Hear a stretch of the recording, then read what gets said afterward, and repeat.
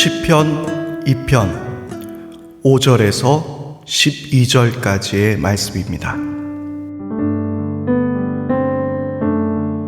마침내 주님께서 분을 내고 진노하셔서 그들에게 호령하시며 이르시기를, 내가 나의 거룩한 산 시온산에 나의 왕을 세웠다 하신다. 나 이제 주님께서 내리신 칙령을 선포한다. 주님께서 나에게 이르시기를, 너는 내 아들, 내가 오늘 너를 낳았다. 내게 청하여라. 문나라를 유산으로 주겠다. 땅 이 끝에서 저 끝까지 너의 소유가 되게 하겠다. 내가 그들을 철퇴로 부수며 질그릇 부수듯이 부술 것이다 하셨다. 그러므로 이제 왕들아, 지혜롭게 행동하여라. 세상의 통치자들아, 경고하는 이 말을 받아들여라. 두려운 마음으로 주님을 섬기고 떨리는 마음으로 주님을 찬양하여라. 그의 아들에게 입맞추어라. 그렇지 않으면 그가 진노하실 것이니 너희가 걸어가는 그 길에서 망할 것이다. 그의 진노하심이 지체 없이 너희에게 이를 것이다. 주님께로 피신하는 사람은 모두 복을 받을 것이다.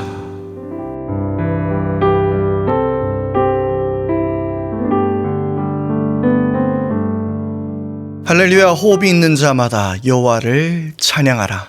안녕하세요, 제주경 목사입니다. 오늘도 하나님의 귀한 은혜와 또 하나님께서 주시는 은혜와 평강이 여러분들의 모든 삶 가운데 가득할 수 있게 되기를 바랍니다. 어느새 벌써 일주일이 지나갔습니다. 이제 내일 드리는 우리 예배는 개인적인 위생을 조금 지키는 차원에서 교회를 오픈해서 우리가 함께 모여 예배할 예정입니다. 1부 예배와 2부 예배가 정상적으로 드려지게 되고, 대신에 식사는 각자 알아서 해결해 주시기를 바랍니다. 아직 5월 5일까지 우리가 사회적 거리두기를 잘 지키며 주의 있게 또 행동해야 될 때입니다. 코로나 환자가 줄어들었다고 해서 우리가 크게 안심할 수 있는 상황이 아니라는 것은 아마 여러분 모두가 다 잘 알 것 같습니다. 교회도 이 질서에 맞추어서 세상을 섬기며 아름다운 모습으로 끝까지 이 일에 잘 동참할 수 있게 되기를 바랍니다. 세상에는 여러 가지 권력과 지혜가 늘 교회를 향해서 공격해오고 그리고 우리를 무너뜨리려 합니다. 어떤 과학들이, 그리고 어떤 철학들이, 그리고 어떤 사상이나 아니면 지금에는 어떤 자본주의의 이런 물결이 교회를 타락시키고 무너뜨릴 때가 있습니다. 우리는 그때 무엇을 붙잡아야 하는 것일까요?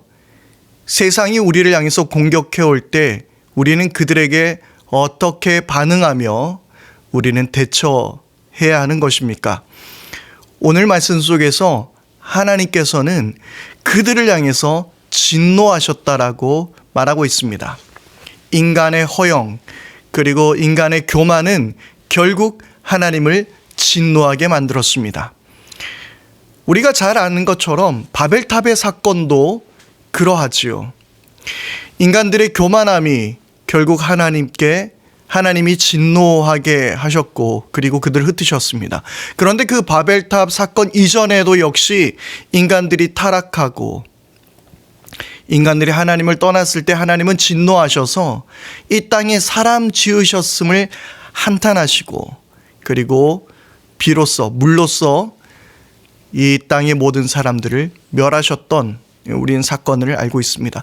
하나님은요, 우리를 향해서 반드시 진노하시는 분입니다. 하나님은 그냥 우리를 방관하시는 분이 아니에요. 그래, 니네들 한번 잘 살아봐라. 그냥 그렇게 살다가 언젠가 후회할 날이 오겠지라고 말씀하시지 않고, 이 죄에 대해서, 인간들의 타락에 대해서, 교만에 대해서 하나님은 철저하게 진노 하신다라는 걸 우리는 잘 알아야 합니다. 하나님은 사랑의 하나님이시지만 그보다 중요한 것은 하나님은 또한 정의의 하나님, 진노하시는 하나님이라는 걸 우리는 꼭 기억해야 합니다. 그래서 진노하신 하나님은 오늘 말씀에 어떻게 하셨나요? 오늘 말씀에 보니까 6절 말씀에 내가 나의 거룩한 산 시온산에서 나의 왕을 세웠다라고 그렇게 말씀하고 있습니다. 진노하신 하나님께서 그분의 왕을 세우셨다라는 것은 무슨 의미일까요? 바로 이것은 우리 예수 그리스도를 우리는 생각해 볼 수 있습니다. 죄로 무너진 이 세상 가운데 하나님께서는 이 죄에 대해서 진노하셔서 그래서 이 죄를 완전히 멸하시기를 하나님 원하셨고 그 방법이 바로 예수 그리스도를 우리 가운데 보내주셨던 것입니다. 이것이 하나님의 방법, 정의로운 하나님의 방법, 죄에 대하여 진노하시는 하나님의 방법이셨습니다. 그래서 예수님을 우리에게 보내주셨고 그리고 우리는 예수님께 엎드리며 예수님을 통해서 우리는 하나님께 나아갈 수 있는 길이 된 것이죠. 그래서 말씀 마지막 부분은 이렇게 말씀하고 있습니다. 12절 말씀입니다. 그의 아들에게 입맞추어라. 그렇지 않으면 그가 진노하실 것이니 너희가 걸어가는 그 길에서 망할 것이다. 그의 진노하심이 지체 없이 너희에게 이를 것이다. 라고 12절 말씀은 우리에게 말하고 있습니다. 결국 우리가 예수님을 섬기며 그분을 우리의 주님으로 모시고 그분 앞에 엎드리며 우리가 그분에게 친밀하게 나가게 될 때에 우리를 향한 그 모든 진노는 끊어지게 되는 것입니다.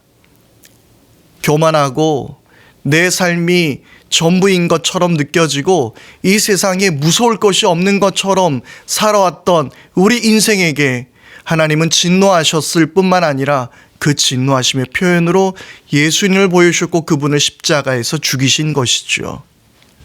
그래서 우리의 모든 죄가 사해진 것입니다. 그래서 우리는 예수님과 입맞추며 예수님과 화해하며 우리는 하나님께 예수의 이름으로 나가야 하는 것입니다.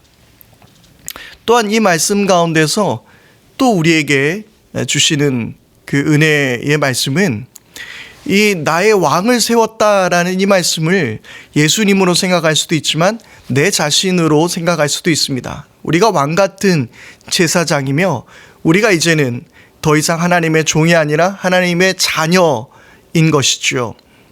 그래서 하나님께서는 우리에게 이렇게 말씀해 주시는 것입니다.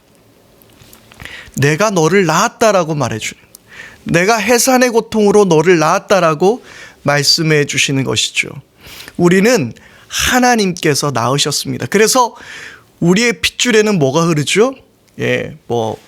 A형, B형 이런 혈액이 흐르고 있지만 그러나 영적인 이 핏줄 속에는 하나님의 피, 즉 예수 그리스도의 보혈이 우리에게 흐르고 있는 것이죠.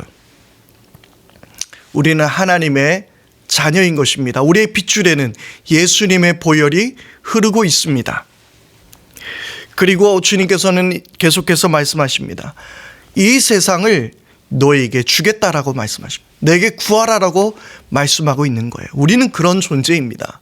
우리는 하나님의 자녀이고 그리고 하나님께 구할 때 이 세상을 너에게 주겠다라고 말씀하시는 거예요. 그래서 우리에게 주신 이 땅 가운데 주님의 복음을 증거하고 하나님 나라를 세워가는 저와 여러분들이 되어야 할 것입니다. 그리고 세상 사람들이 나를 향해서 업신여기고 예수 믿는 사람이 뭐 어쩌고 저쩌고 이런 식으로 우리에게 다가올 때는 우리 마음으로 선포하는 거예요. 나의 왕에게 아들에게 입맞추라. 아까 우리 12절 말씀해 보니까 그의 아들에게 입맞추라. 그렇지 않으면 그가 진노하실 것이라고 말씀하시는 것처럼 너 나한테 잘 안 보이면 우리의 하나님이 너 가만두지 않을 거야. 그런 자신감으로 또한 살아갈 수 있게 되기를 바랍니다. 우리는 하나님의 자녀예요.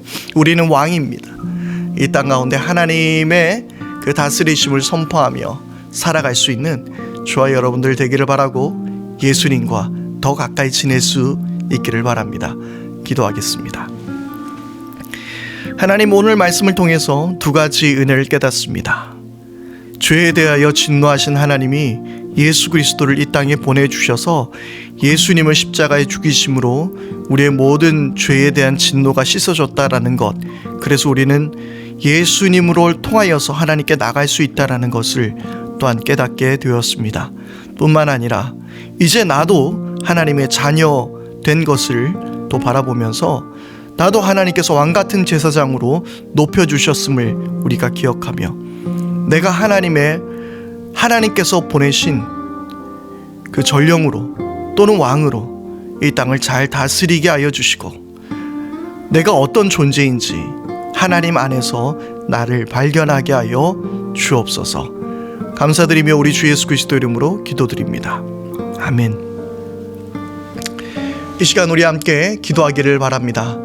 우리 다 같이 함께 기도할 때에 우리의 모든 삶 속에서 예수님을 통해서 늘 하나님 앞에 가까이 나갈 수 있게 하여 주시고 우리들의 모든 죄가 예수 그리스도의 그 십자가에 못 박힘으로 우리가 날마다 하나님께 가까이 나갈 수 있도록 은혜를 베풀어 주십시오. 늘 예수님의 십자가를 기억하게 하여 주시고 죄를 싫어하시고 죄에 대하여 단호히 진노하시는 하나님 앞에 거룩한 삶을 살게 하옵소서.